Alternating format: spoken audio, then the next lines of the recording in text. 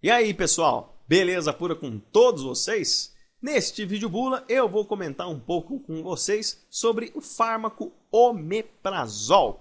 O medicamento de referência é o Losec, que é produzido pela indústria farmacêutica AstraZeneca. Nós temos a forma genérica deste medicamento e o mesmo é dispensado na forma de cápsula revestida, contendo 10, 20 e 40 miligramas. Nós temos também o omeprazol na forma injetável, só que eu não demonstrei aqui para vocês porque a noção terapêutica que eu vou dar para vocês nesse vídeo bula é somente com o uso do medicamento por uso via oral. Bom, a aplicação terapêutica desta droga nós podemos dizer que é um medicamento inibidor da secreção ácida estomacal utilizado para tratamento de esofagite de refluxo, úlcera duodenal e úlcera gástrica. Além disso, o omeprazol tem associação com outros medicamentos, como por exemplo antibióticos, para o tratamento de infecções por Helicobacter pylori. Então ele pode ser também utilizado para este outro fim. E aí a estrutura química do omeprazol é essa que vocês observam aí na tela. Ele tem esse nome relativamente complicado, mas se a gente destrinchar fica fácil de entender cada um dos grupamentos. Então a gente tem aqui um radical metox, como fala aqui, dois radicais metil, um aqui e um aqui, e um radical metilsulfinil, que é este aqui. O poder terapêutico do omeprazol consta aqui neste radical sulfinil. E para a gente entender o mecanismo de ação desta droga, vamos olhar um pouquinho a estrutura lá das células do estômago. Então a gente tem as células paletais gástricas, temos o lúmen gástrico e o muco. E além disso, nas células paletais gástricas nós temos uma bomba que vai promover a secreção de íons H+, para o lúmen gástrico, chamado de hidrogênio e potássio ATPase. Então, o que nós temos? Tanto no lúmen gástrico como nas células paletais gástricas, nós temos aí uma concentração tanto de íons potássio como íons H+. A ideia é que a hidrogênio e potássio ATPase promova o transporte dos íons H+ para o lúmen gástrico e do potássio para as células paletais gástricas. Então, com gasto de energia, ele vai transportar os íons H+ para o lúmen gástrico e o potássio para as células paletais gástricas. Com isso, nós aumentamos a concentração dos íons H+ lá no lúmen gástrico e aí a luz do estômago acaba acidificando. O que o omeprazol vai fazer? Ele vai bloquear irreversivelmente a ação da hidrogênio e potássio ATPase.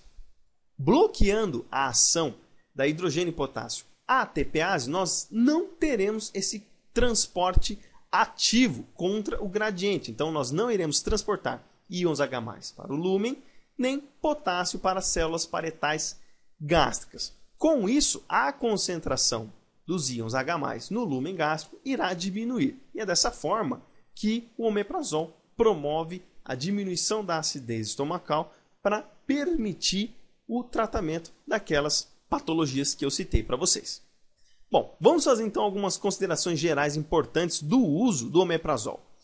O uso dele tem que ser feito imediatamente antes ou depois das refeições. Por que antes ou depois? Em alguns casos na literatura nós temos de que o omeprazol ele é usado imediatamente antes por decorrência de que você ingere esse medicamento, ele vai ser absorvido e aí na hora que ele se dispersar pela sua circulação e você estiver fazendo as refeições, o alimento promove a estimulação da bomba de hidrogênio e potássio. E o omeprazol ele somente consegue inibir a bomba de hidrogênio e potássio se ela estiver ativa. E em jejum a bomba não está ativa.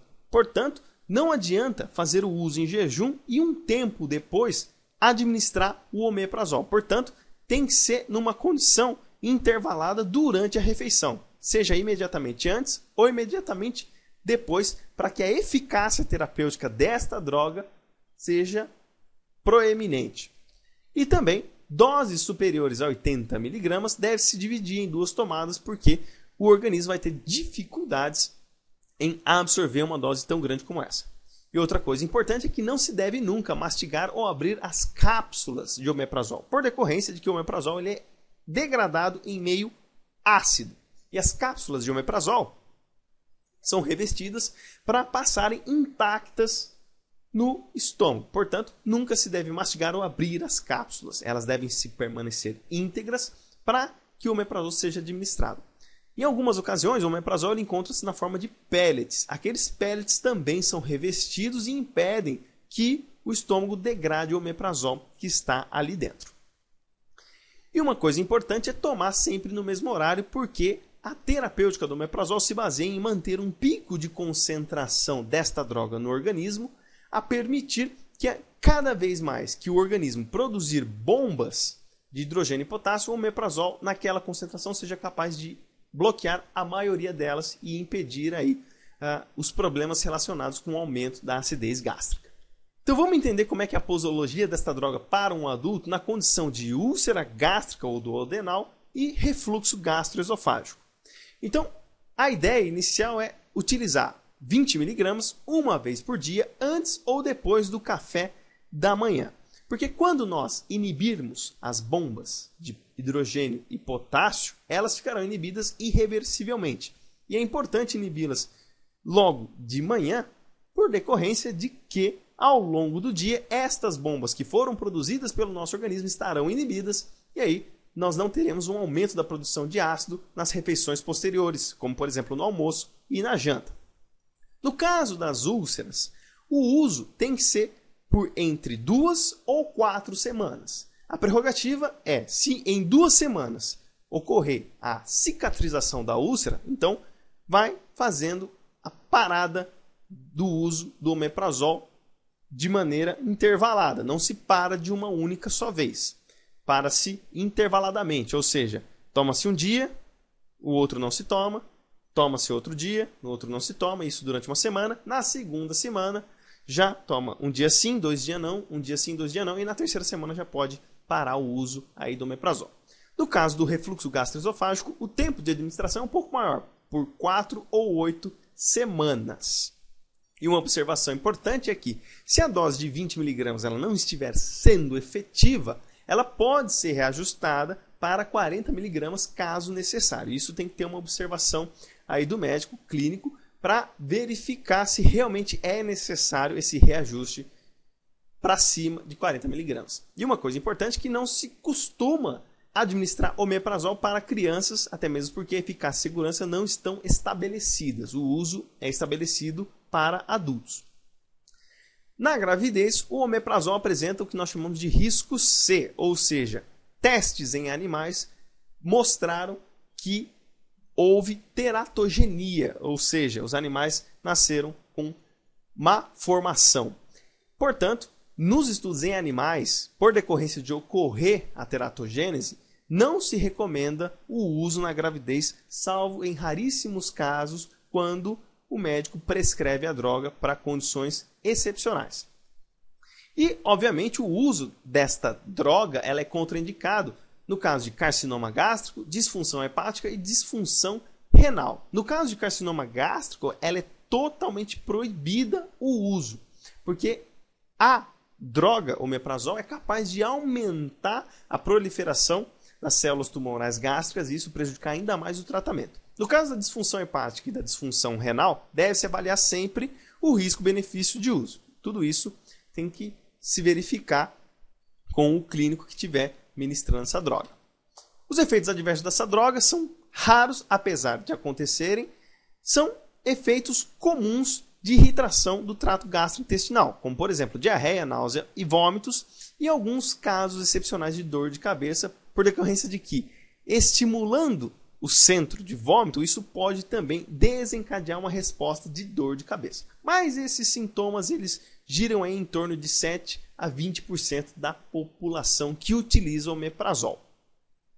E quais são as interações medicamentosas com o omeprazol? Bom, existem algumas interações importantes que a gente precisa verificar. Uma dessas interações é o aumento de efeito dessas 3 drogas, que é o diazepam, a fenitoína e a varfarina.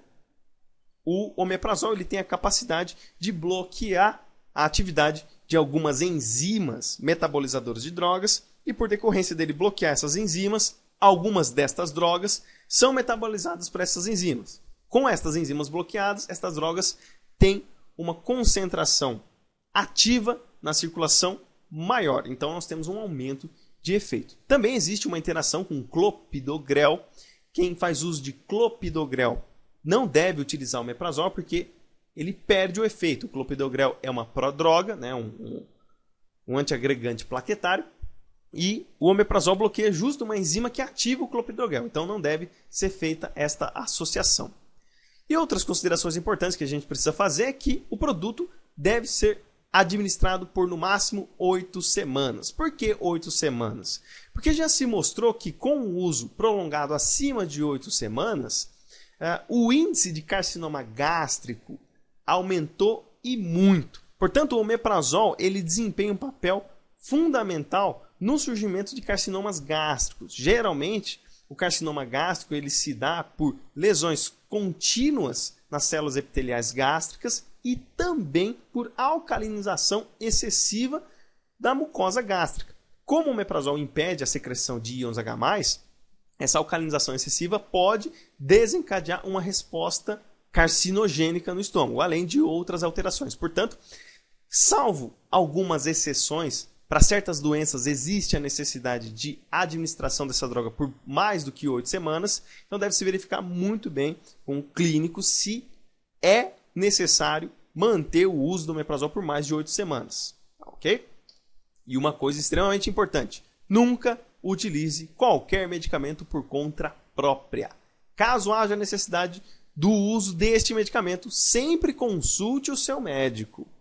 E esta é a referência que eu utilizei para vocês para fazer esse vídeo bula. Espero que vocês tenham gostado. Um forte abraço a todos, fiquem com Deus e até o próximo vídeo bula, se Deus quiser.